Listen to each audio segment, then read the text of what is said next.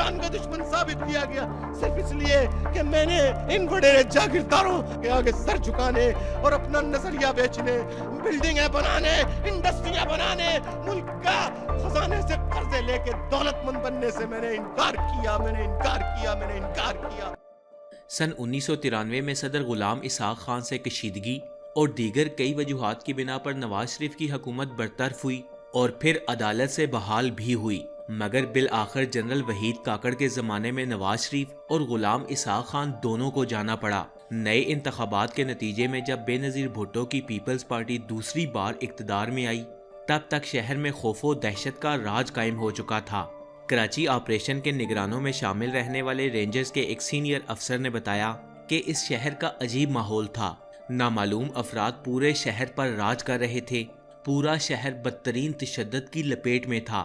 مختلف علاقوں میں قتل و غارت میں ملوث ان عناصر کو مکمل پشت پناہی اور مدد ملتی تھی، یا پھر ان دہشت گردوں کا خوف ایسا تھا کہ پوری آبادی اپنی خاموشی سے یہ قتل و غارت دیکھتی رہتی تھی۔ کراچی کے شہری بتاتے ہیں کہ کئی علاقوں میں ٹارچر سیل تھے، مخالفین کا اغوا اور قتل ہوتا،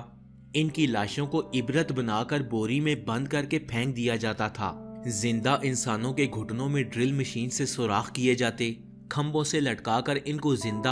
اور مردہ حالت میں ٹکڑے ٹکڑے کر دیا جاتا تھا،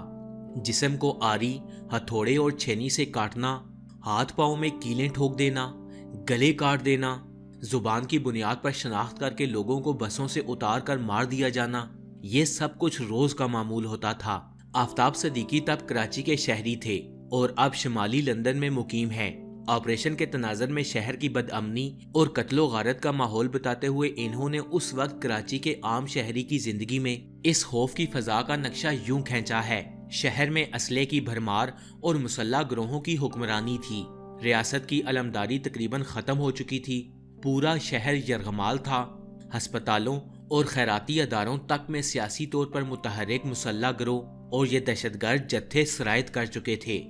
یہ بتاتے ہیں کہ حکام قتل و غارت میں ملوث شہریوں کو تحفظ دینے میں ناکام دکھائی دے رہے تھے، اور دیتے بھی کیسے؟ جس شہر میں فوج کے افسر میجر کلیم کو اغوا کیا جاتا ہو، پولیس افسران گھر سے تھانے اور تھانے سے گھر جاتے ہوئے وردی تک نہ پہن سکتے ہوں، صرف اس لیے کہ کوئی مار دے گا۔ یعنی جہاں عام شہری کو جان و مال اور عزت و آبرو کا تحفظ دینے کے ذمہ دار ادارے اپنا تحفظ نہ کر پا رہے ہوں، وہاں کیا تعجب کی بات تھی کہ سیاسی کارکنوں کے قتل و غارت کے ساتھ ساتھ عام شہریوں کو بسوں سے اتار کر صرف زبان کی بنیاد پر شناخت کر کے قتل کیا جا رہا ہو۔ کام پر جاتے مزدور ہوں یا بچوں کو اسکول لے جانے والے والدین، کوئی شخص بھی زندہ گھر واپس نہ آتا ہو۔ جہاں ساس بہو اور نند بھاوج کے جھگڑے تک سیاسی دفاتر میں نمٹائے جاتے ہوں، وہاں ان عناصر کو بغیر کسی فوجی آپریشن کے کیسے قابو کیا جا سکتا تھا؟ انہوں نے بتایا کہ بلا شبہ ہزاروں عام شہری اس قتل و غارت کی نظر ہوئے۔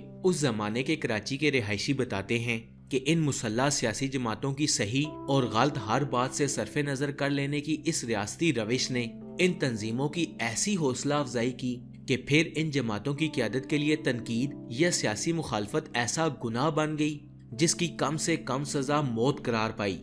حکام، صحافیوں، سرکاری شخصیات اور افسران کے اندازے کے مطابق صرف ایم کیو ایم اور حقیقی کے مسلح تصادم میں ہزاروں لوگ، جن میں اکثریت سیاسی کارکنوں کی تھی، اپنی جان سے ہاتھ دھو بیٹھے۔ آفاق احمد کہتے ہیں کہ ہمارا تنظیمی ریکارڈ گواہ ہے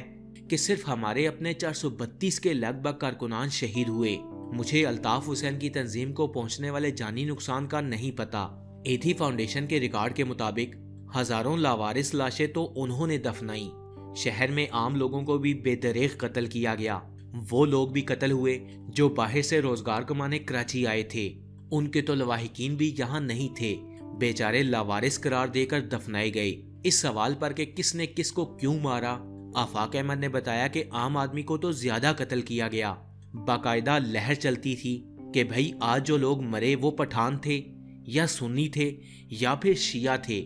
بس سب کے سب مر رہے تھے۔ جب آفاق احمد سے پوچھا گیا کہ اس قتل و غارت کا ذمہ دار وہ کسے سمجھتے ہیں، تو انہوں نے کہا کہ غیر ملکی طاقتیں بھی کار فرما تھیں۔ کوئی تھا جو کراچی کو مسلسل مفلوج رکھنا چاہتا تھا۔ بھارت اور امریکہ کو بھی آپ نظر انداز نہیں کر سکتے۔ آفاق احمد کا موقف ہے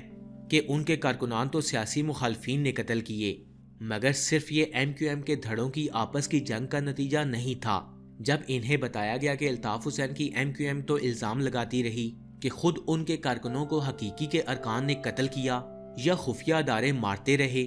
تو اپنے مخالفین کے جانی نقصان پر آفاق احمد نے تسلیم کیا کہ اگر ہمارے لوگوں کا کوئی کردار رہا ہوگا تو اسی طرح رہا ہوگا کہ ہمارے کارکن اپنے علاقوں میں خوفزدہ تھے، اور ظاہر ہے کہ اپنی جان بچانے کے لیے انہوں نے کہیں سے اسلحے کا بندوبست بھی کر لیا ہوگا۔ اب ظاہر ہے کہ کوئی حملہ کرنے آئے گا تو ہمارے کارکن پتھر یا ڈنڈے سے تو اپنا تحفظ نہیں کریں گے۔ لوگوں کو گھروں میں گھس کر قتل کیا جا رہا تھا،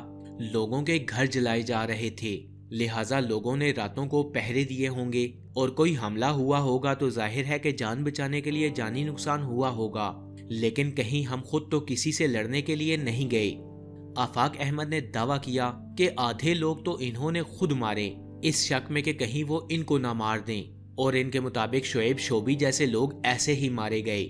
ایسے حالات میں فوج، ریاست اور سیاست کی اعلیٰ قیادت کے ساتھ ساتھ پولیس اور ضلعی انتظامیہ کی جانب سے بھی روگردانی کی گئی، جبکہ شہر میں اسلحے کی بھرمار اور ان جماعتوں کے خطرناک حد تک مسلح ہو جانے سے آنکھیں بند کر لی گئیں۔ ایسا نہیں تھا کہ صرف MQM اس پرتشدد مسلح سیاست میں ملوث ہوئی یا کر دی گئی، بلکہ اس سیاسی منظرنامے میں کم و بیش ہر سیاسی، لسانی، مذہبی، دینی اور فرقہ وارانہ گروہ، تنظیم اور جماعت نے صرف بندوق کے لہجے میں بات کرنی شروع کر دی اور اپنے اپنے مسلح گروہ، دستے اور جتھے قائم کر لیے۔ آہستہ آہستہ کراچی کے کئی گنجان آباد علاقوں میں مختلف سیاسی جماعتوں اور لسانی گروہوں کے درمیان مسلح تصادم ہونے لگے، پھر تو اخبارات اور الیکٹرانک میڈیا سے وابستہ صحافی ہوں یا سیاسی مخالفین، عمائدین ہوں یا سرکردہ شخصیات، عوامی نمائندے ہوں یا سرکاری افسران، قانون نافذ کرنے والے اداروں کا عملہ ہو یا ممتاز شہری، ٹرانسپورٹرز ہوں یا تاجر، کاروباری شخصیات ہوں یا سماجی رہنما، ڈاکٹرز ہوں یا اسپتالوں کا عملہ، ریاستی ادارے ہوں یا عدلیہ سے متعلق اہلکار، جج اور وکلاء، حتیٰ کہ طلباء ہوں یا اساتذہ، جس نے جب اور جہاں بندوقوں پستولوں سے مسلح ان گروہوں اور جتھوں پر تنقید کی یا ان کی مرضی کے خلاف آواز اٹھائی، اسے جواب یا تو تشدد سے ملا یا گولی سے۔ نوبت آہستہ آہستہ پہلے اسلحے کے زور پر مخالفین کے اغوا اور پھر ان پر بدترین تشدد اور پھر قتل و غارت تک جا پہنچی۔ کئی گنجان آباد علاقوں میں کم و بیش ہر سیاسی، لسانی اور مذہبی و فرقہ وارانہ گروہ اور جماعت نے اپنے اپنے عقوبت خانے یا تشدد اور قتل و غارت کے ایسے مراکز قائم کر لیے جن کا نام بھی دہشت، خوف اور بربریت کی علامت بن کر رہ گیا۔ آفتاب صدیقی نے اپنے ایک انٹرویو میں بتایا کہ ہم عام شہری تو ہر وقت اپنے پیاروں کی زندگی کے لیے خوف و پریشانی میں زندہ رہتے تھے۔ مظہر عباس کہتے ہیں کہ کم و بیش ہر سیاسی، لسانی، مذہبی،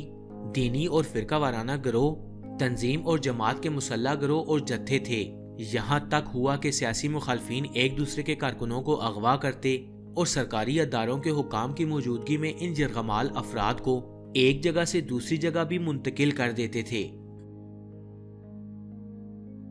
فرینڈز، کراچی آپریشن کی کہانی ابھی جاری ہے۔